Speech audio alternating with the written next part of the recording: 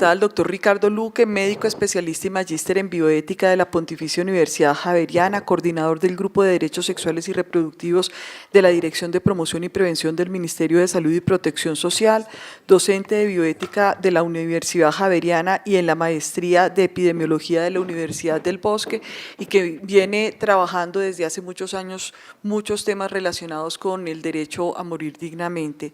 Le agradezco profundamente que nos acompañe, pero también la disposición que siempre ha tenido para oír a todas las partes interesadas en el tema y ser capaz de ser traductor de los diferentes intereses sociales al interior de la sociedad colombiana. Muchas gracias, doctor.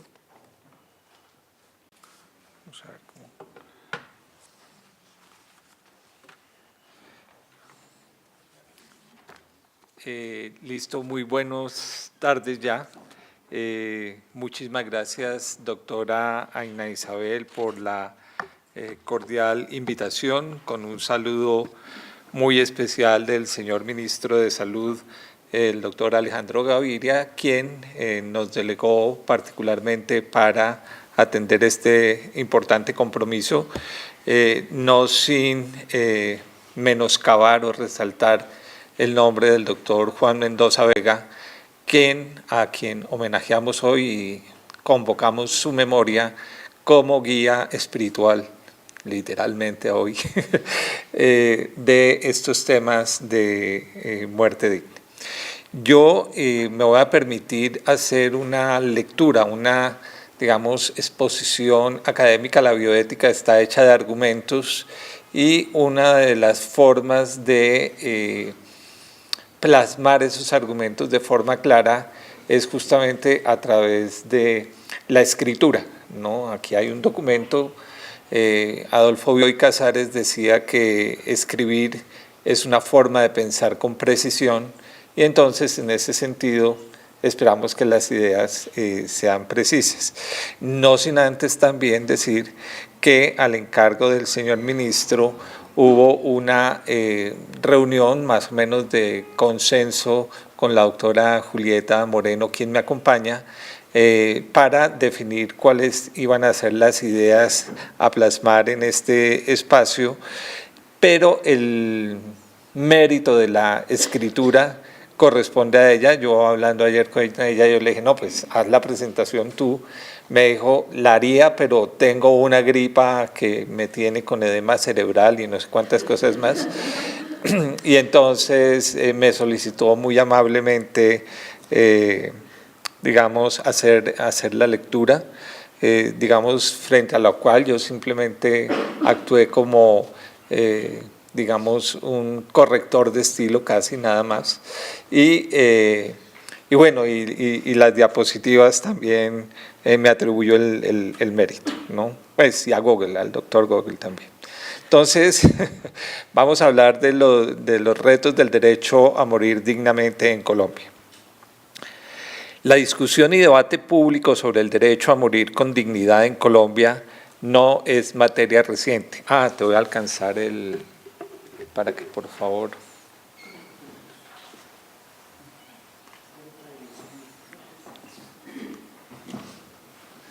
La siguiente. La discusión y debate público sobre el derecho a morir con dignidad en Colombia no es materia reciente. La sentencia C-239 de 1997 es una de las decisiones más representativas en la historia constitucional colombiana y se transformó además en referente para Latinoamérica.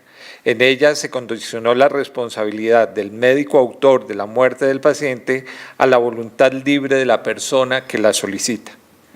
De la misma relevancia por su importancia sobre las decisiones en el final de la vida es la promulgación de la Ley de Cuidados Paliativos, Ley 1733 del 2014.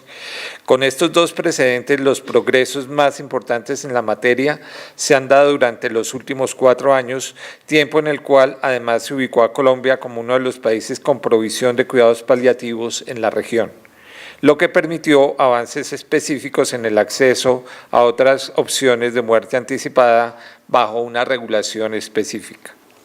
La reglamentación del derecho a morir con dignidad a través de la eutanasia para adultos y recientemente para menores de edad, se ha dado como respuesta a los ordenamientos de la Corte Constitucional. La construcción de la reglamentación desde el Ministerio de Salud y Protección Social ha sido constante para garantizar el ejercicio de los derechos de los colombianos, que por su escala de valores consideran como una opción de muerte digna adelantar su momento de muerte a través de la eutanasia, sin renunciar a la ardua tarea de la proporcionalidad y protección de los más vulnerables. La posición de la Corte Constitucional ha permanecido sólida en el tiempo. Su tesis principal es estable. Afirma la posibilidad de que una persona autónoma pueda solicitar que le sea adelantada su muerte si se cumplen con las condiciones de terminalidad y sufrimiento. En este mismo orden, ha priorizado el entendimiento de que nadie más que el propio paciente sabe que algo le causa un sufrimiento de tal envergadura que se hace incompatible con su idea de dignidad de vida. Lo anterior se ha reflejado en la regulación en términos de márgenes sobre quienes pueden solicitar eutanasia como forma de muerte digna. Al cumplir con las condiciones previstas por la Corte, personas con una enfermedad en fase terminal que de forma libre, voluntaria e inequívoca expresan su solicitud al encontrarse en sufrimiento. Los avances en la regulación son una ruta para el ejercicio de la autonomía frente a la propia muerte. Sin embargo, desde el primer pronunciamiento jurisprudencial al respecto, no han frenado los avances tecnológicos y de comprensión bioética en el tema de cuidados de enfermedades avanzadas que pueden llegar a ser terminales y del alivio de síntomas en el final de la vida, así como en el entendimiento de los posibles conflictos que supone la toma de decisiones sobre el final de la vida. A pesar de lo anterior, en nuestro país, el acceso al cuidado paliativo de calidad y efectivo que permita garantía del alivio del sufrimiento, como lo provee el ordenamiento de la Corte, con el mejor tratamiento disponible, ha sido lento, lo que en muchas ocasiones pone en duda la construcción de una decisión autónoma ante la presencia de un sufrimiento que pueda ser aliviado con el uso apropiado de la medicina paliativa. Razón por la cual el primer reto, vinimos hoy aquí a hablar de los principales retos y hemos seleccionado algunos. El primer reto que enfrenta el ejercicio del derecho a morir con dignidad en Colombia es el acceso universal al cuidado paliativo, efectivo y de calidad, como parte de un modelo integrado de atención que incluya en su práctica el adecuado acceso a la información, la modificación de los objetivos terapéuticos con la participación de la persona enferma y su familia, así como la suscripción de voluntades anticipadas. De tal forma que el ejercicio del derecho a morir dignamente a través de la eutanasia no sea el resultado de falta de oportunidad de acceso al cuidado paliativo o de la prestación de un servicio irregular, ni de una intervención clínica que no sea efectiva en el alivio de los síntomas y angustias relacionadas con el proceso de enfermedad y de muerte. El segundo reto, siguiente por favor, que supone el ejercicio del derecho a morir con dignidad en el país, hace parte de la cultura misma y tal es hablar de la muerte. La idea de que la muerte pueda ser percibida como parte de la vida, derivando en una reflexión sobre nuestra propia finitud, no es una prioridad ni un tema común para las familias. Para que sea un tema prioritario, se requiere estar frente a ella. Hacerlo de forma proactiva requiere sin duda de un gran cambio cultural que se alcanza progresivamente, pero al cual se contraponen los desarrollos tecnológicos que han suscitado con el transcurrir del tiempo que para el ser humano el proceso de morir sea cada vez más difícil, más extraño y menos parte de su plan de vida. Los avances biotecnológicos han distorsionado a tal punto nuestra apreciación del final de la vida que el no usar alta tecnología resulta ser un irrespeto a la vida misma, aun cuando conozcamos el desenlace. Para todas las personas, incluidos los médicos, es necesario y no negociable convencerse de que todo lo que podía hacerse se ha hecho. Ante más medios a disposición en la lucha contra la muerte, más se cree en la obligación de utilizarlos, ignorando los límites del poder de la medicina y de la ética médica. Como país, nuestra relación con la muerte ha estado marcada por la violencia y no por la toma de decisiones anticipadas, lo que supone generar un proceso educativo para hablar informadamente al respeto y a la vez que se alcanza una expectativa de vida y calidad de vida más o menos homogénea para toda la población. En esos términos, el acceso a la salud y a los cuidados de los enfermos se viven en terrenos de desigualdad, haciendo que la visión de la vida y de la muerte puedan ser diametralmente opuestas y diversas para colombianos de diferentes regiones del país e inclusive dentro de una misma ciudad. Todo en un país que además se caracteriza por tener una Carta de Derechos secular, pluralista y de avanzada, mientras la mayoría de sus habitantes profesan religiones judeocristianas. En el contexto descrito, donde el reto es hablar conscientemente de la muerte, es lógico que se dé la ausencia de una cultura de voluntades anticipadas, pues si bien podemos reconocer, como lo afirma Moreno, que indistintamente al individuo o a la sociedad hay personas concretas que en situaciones determinadas prefieren morir a seguir existiendo y que para ellos la posibilidad de la muerte no compete un daño, el daño ha de entenderse como el privar al individuo de algo que valora y desea. Incluso es dado a afirmar que el daño puede consolidarse al provocar sufrimientos gratuitos, al no permitir una muerte anticipada. No obstante, saber y reconocer lo anterior no resulta en un cambio en el imaginario social, ni mucho menos en el registro de voluntades anticipadas formales.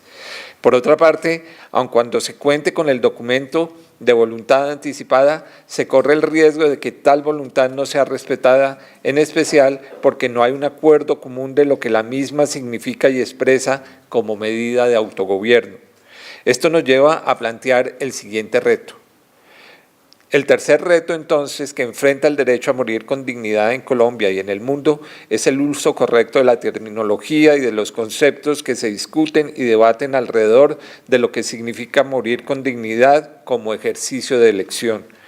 Durante los últimos 20 años, los debates y discusiones se han visto envueltos en la polisemia conceptual, neologismos y adjetivos alrededor de las definiciones propias de la materia, en muchas ocasiones sin la actualización pertinente, provocando confusión e incluso entorpecimiento del debate, haciéndolo cada vez más conflictivo y desorientado al ignorar los avances técnicos y conceptuales. Por ello, siendo el país un referente para la región y en general para los países de habla hispana en el tema, es importante establecer los parámetros del debate y hablar en los mismos términos, asumiendo el reto de mantener la discusión en la órbita correcta. El concepto de eutanasia primordial para el debate es tal vez el más retador en términos de enunciación homogénea.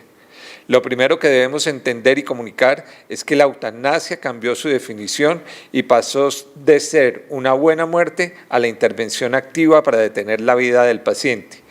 Es entonces imperativo ser explícitos en que el concepto de eutanasia del que estamos hablando no es el de buena muerte en genérico como se determinaba históricamente, sino el procedimiento médico que anticipa el momento de la muerte de una persona en fase terminal por una enfermedad o condición que le lleva de forma ineludible e irremediable hacia el final de la vida. Por su solicitud voluntaria y libre, estas últimas características irrevocables.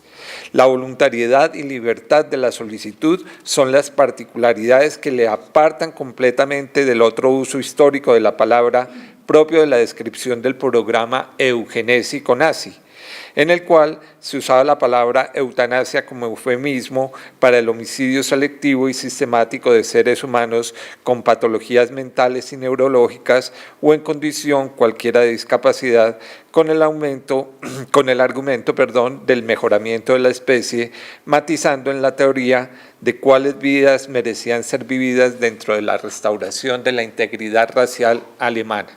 Y aquí me va a permitir hacer un paréntesis para el doctor Jairo. No fue un temor a la reacción social lo que orientó las exclusiones o las limitaciones en edades para los niños, niñas y adolescentes, sino justamente una fuerte reflexión bioética acerca de la capacidad y la competencia para la toma de decisiones, y fue igualmente un principio de no entrar por la pendiente resbaladiza en términos de que la eutanasia a un recién nacido es eutanasia o es eugenesia, lo que nos llevaría a los escenarios que acabamos de mencionar. Entonces, pienso que si eso se entiende bien, se entenderán mejores las decisiones que tomó el Ministerio en su momento. Con el objetivo de recoger los términos y calificativos usados cuando se habla del derecho a morir con dignidad y promover el debate adecuadamente informado, se exponen los siguientes conceptos haciendo referencia a polisemias, neologismos y adjetivos frecuentemente usados en la discusión coloquial, académica y jurídica. Eutanasia. Eutanasia es el procedimiento médico en el que se administran fármacos a dosis letales para inducir la muerte de forma anticipada a una persona con enfermedad en fase terminal tras la solicitud explícita de la persona o por la voluntad anticipada de la misma, frecuentemente relacionada con los calificativos de activa, voluntaria, directa, obsesiva, positiva. Cuidados paliativos. Enfoque de atención que busca mejorar la calidad de vida de los pacientes que enfrentan los problemas asociados con una enfermedad o condición médicamente comprobada, progresiva, degenerativa e irreversible, donde es necesario atender necesidades físicas, psicológicas, emocionales, sociales y espirituales del paciente y su familia a través de la prevención y el alivio del sufrimiento por medio de la identificación temprana y una correcta evaluación y tratamiento de los problemas identificados. En el final de la vida, el cuidado paliativo es parte esencial del alivio del sufrimiento y de la proyección de la calidad de vida en el proceso de muerte, frecuentemente categorizada con el neologismo ortotanasia, considerado que es la buena muerte en el sentido biológico adecuado y oportuno. Sedación paliativa. Práctica clínica de carácter paliativo de tipo farmacológico y parte de la atención al final de la vida. En la sedación paliativa, el médico indica la administración de fármacos sedativos y analgésicos a dosis controladas tras la presencia de un síntoma refractario al tratamiento y a su progresivo escalonamiento, con el objetivo de reducir la percepción física y mental del paciente. No tiene como objeto inducir la muerte, usualmente denominada como eutanasia pasiva, indirecta o involuntaria, en ocasiones presentada incorrectamente con el neologismo de cacoeutanasia. Rechazo terapéutico. Negativa a continuar o iniciar intervenciones invasivas o no, medidas terapéuticas de tratamiento curativo o paliativo, planes de manejo y cuidado específicos que se realiza de forma voluntaria por la persona afectada por la enfermedad o condición médica. Hace parte de los derechos de todos los pacientes y se construye desde la información y el entendimiento de las consecuencias de la decisión. No es exclusivo del final de la vida, aunque en dicha fase se realizan ejercicios de toma de decisiones en los que puede darse con mayor frecuencia. Relacionada con el neologismo ortotanasia y con adjetivos sobre la palabra eutanasia como pasiva, negativa o lenitiva. Adecuación de los esfuerzos terapéuticos. Ejercicio médico en el cual se proponen y realizan cambios a los objetivos y planes de atención de una persona que se encuentra frente a una enfermedad o condición sin posibilidades razonables de cura, donde la continuidad de las intervenciones o soportes genera daño y sufrimiento. Las intervenciones pueden ser fútiles o inútiles y derivar en la prolongación de la vida biológica. Tiene como objetivo evitar la obstinación terapéutica. La adecuación de los esfuerzos terapéuticos incluye la suspensión, retiro de medidas de soporte vital y el no inicio de medidas que puedan ser desproporcionadas entre los fines y medios terapéuticos. Frecuentemente son usadas expresiones como limitación o readecuación para referirse a dicho ejercicio. Entre los términos relacionados con esta actividad igualmente están ortotanasia, adistanasia, antidistanasia, en algunos casos adjetivos como eutanasia pasiva, negativa o involuntaria. Obstinación terapéutica. Acciones, intervenciones o medidas que se aplican con el fin de mantener la vida biológica. A través de ellas se busca retrasar la muerte de una persona con una enfermedad o condición que le está llevando a la muerte. Como resultado, se infringen dolor y sufrimiento adicionales e innecesarios, en un escenario irremediable de no recuperación y de muerte inevitable. No se permite la muerte oportuna, previamente categorizada como distanasia o denominada encarnizamiento terapéutico.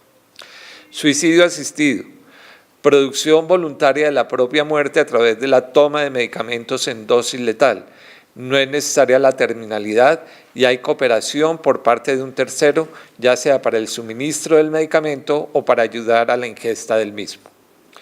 Suicidio médicamente asistido, acto de un profesional sanitario mediante el que se proporciona a petición expresa y reiterada de su paciente, capaz y con una enfermedad irreversible que le produce sufrimiento, categorizado como inaceptable, que no se ha conseguido mitigar por otras vías.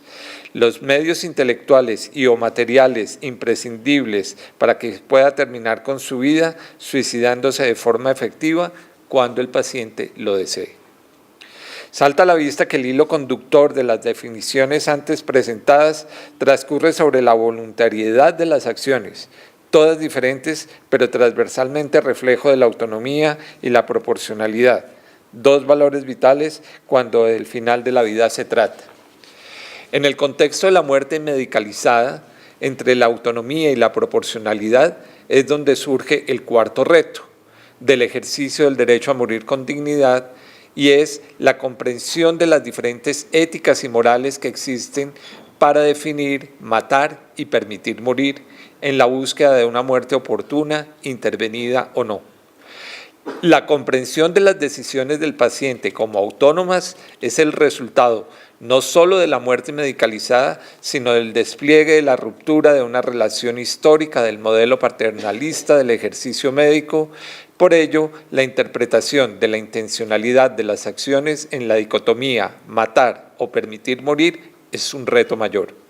Implica, por un lado, que el médico acepta que el paciente requiere su ayuda para morir y que quien está capacitado para ayudarle es él, mientras que en la otra orilla es el médico quien decide no impedir el proceso natural de muerte. La radicalidad de la autonomía y las preferencias personales convulsionan la moral personal e inevitablemente los límites de la bioética y la ética moderna. El ejercicio de elección frente a las opciones que permiten morir con dignidad, como se les ha categorizado de acuerdo a nuestra reglamentación, se da en primera persona. Es el paciente quien construye a solas o con su familia la decisión y la presenta a su médico. Dada la trascendencia especial de la situación, se requiere de la elaboración de confianzas y en especial que el equipo de salud comprenda que la muerte no necesariamente compone un daño. Esta asunción implica para la medicina transformar la posición de cuidado desde la visión de haré todo lo posible para mantenerle vivo a haré todo lo posible para cuidarle y acompañarle en su decisión, incluyendo darle fin a la vida de la persona que sufre y que por solicitud expresa, voluntaria, libre e inequívoca pide que se le anticipe la muerte. Comprender la intencionalidad de matar como respeto a la preferencia y a la escala de valores del individuo termina por ser un reconocimiento a su dignidad humana como ejercicio de autonomía y de libertades. Adicionalmente, la comprensión de la intencionalidad en la búsqueda de la proporcionalidad y la prudencia, la frónesis que hablaba Aristóteles, del cuidado del final de la vida, el acompañamiento al momento de la muerte son tan importantes como el respeto a la autonomía. Cuando la situación así lo plantea, permitir morir es una obligación ética. No prolongar el sufrimiento o permitir la evolución natural de la enfermedad hacia la muerte son en los tiempos de los avances técnicos un reto ocasionalmente más grande que aceptar una solicitud de eutanasia. Pues no siempre es fácil comprender que una acción tradicionalmente considerada benéfica puede en determinado momento configurarse en daño y que muchas veces el hacer más puede llevar al peor resultado posible. En definitiva, la prolongación de una condición biológica depende no solo de la persona afectada, sino de lo que toda una sociedad y cultura espere que el paciente haga con su propia vida. Finalmente, el quinto reto del ejercicio del derecho a morir con dignidad en Colombia es que el mismo quede definitivamente plasmado en un acto legislativo tramitado por el Congreso de la República. Su trascendencia y prioridad yace en la capacidad para constituir límites explícitos y precisos que permitan el ejercicio de los derechos individuales como una interpretación de libertad de conciencia frente a la propia muerte, donde el imperativo moral no es el valor natural de la existencia biológica, sino la interpretación particular de la persona sobre su vida. En el contexto de evolución hacia una muerte inevitable por una enfermedad en fase terminal, al mismo tiempo que propone por la protección de los más vulnerables, impidiendo que se descarte la existencia de aquellos que quieren seguir viviendo, de aquellos que no se encuentran en una enfermedad terminal o de aquellos que no pueden expresar una preferencia. Sin mayor cabida a la pregunta de nuestro valor social individual, el ejercicio de elegir en libertad no puede exponerse desde la ley al riesgo de abandonar la autonomía como visión de respeto a la individualidad y caer en la pendiente resbaladiza del consentimiento sustituto. Ni mucho menos abandonar la condición de terminalidad y caer en la pendiente resbaladiza de la falta de funcionalidad o discapacidad. Ambas caídas, gasolina necesita al final.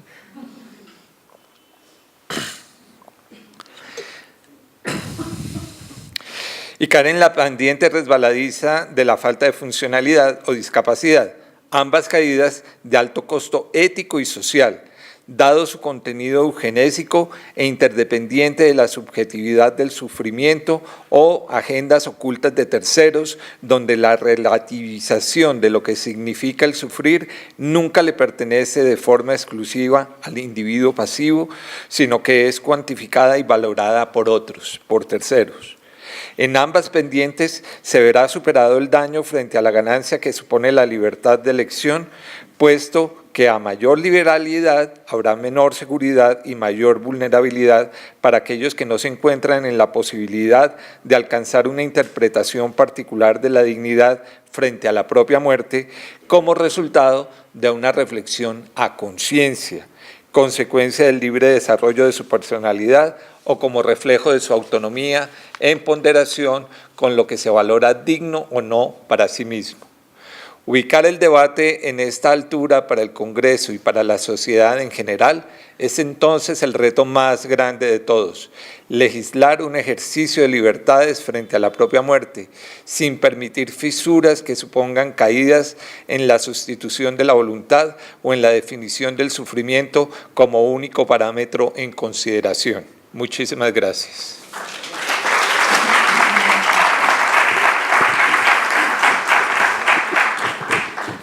Pues básicamente desde el Ministerio hemos tratado de definir esta postura institucional que es compartida con el señor ministro, obviamente con Julieta y otros asesores del mismo ministerio, donde nuestra línea roja es no pasar esas dos condiciones que están expresadas desde la jurisprudencia de la sentencia C-239 del magistrado Carlos Gaviria. Y es que para que realmente se pueda configurar el derecho a una muerte anticipada, a eutanasia como forma de muerte digna, deben existir esos dos criterios, criterio de enfermo terminal y criterio de voluntariedad, obviamente en una situación de final de vida, sin esperanzas, pues porque así lo está manifestando y porque la prudencia que hace verdaderos sabios obliga para no caer en las pendientes resbaladizas eugenésicas y para poder generar en realidad una cultura de voluntades anticipadas y de cuidado paliativo que nos permita avanzar realmente como sociedad. Y entonces estos argumentos los estamos expresando así de claro para que el debate social no sea polarizado, no sea si los cristianos frente a los del partido tal o pascual, sino realmente para que se dé un debate prístino y realmente que nos permita avanzar como sociedad más equitativa y más justa a través de una ley que expida el Congreso y que no se pueda modificar mediante sentencias de tutela que la Corte ordena al Ministerio cambiar una resolución. Ese es como el sentido de lo que estamos planteando. Muchísimas gracias a ustedes.